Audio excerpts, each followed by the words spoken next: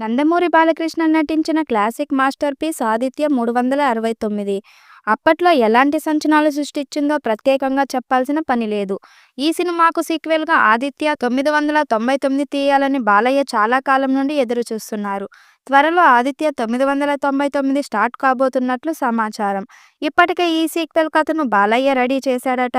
తనే స్వయంగా డైరెక్టర్ చేయబోతున్నట్లు ఇప్పటికే ప్రకటించాడు. ప్రస్తుతం బాలకృష్ణ 'అఖండ 2' చేస్తున్నాడు. దీని తర్వాత 'ఆదిత్య 999' పనులు స్టార్ట్ అవుతాయని తెలుస్తుంది.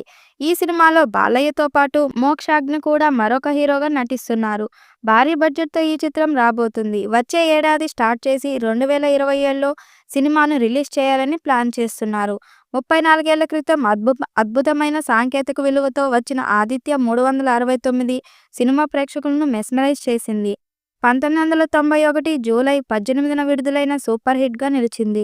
ఇప్పుడు ఈ చిత్రాన్ని ఈ తరం ప్రేక్షకుల కోసం 4K డిజిటల్ ఫార్మాట్‌లో విడుదల చేసేందుకు సిద్ధమవుతున్నారు.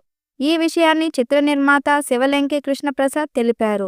ఈ చిత్రాన్ని ఏప్రిల్ 11వ తేదీన విడుదల చేసేందుకు సన్నాహాలు చేస్తున్నారు.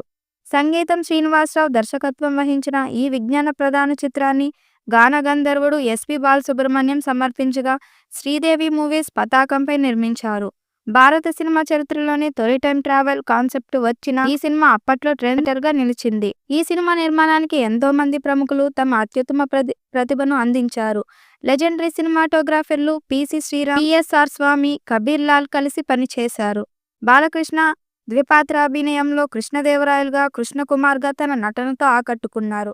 ఇక ఇళయరాజా అందించిన పాటలు కూడా బాగా పాపులర్ అయ్యాయి. ఇప్పుడు 'ఆదిత్య 999' సినిమాను ఒక విజువల్ వండర్‌గా తయారు చేయాలని బాలయ్య ఫిక్స్ అయ్యాడు. ఈ కథ అద్భుతంగా వచ్చిందని చాలాసార్లు చెప్పాడు. ఇక సెట్స్ మీదకు వెళ్లటమే మిగిలింది.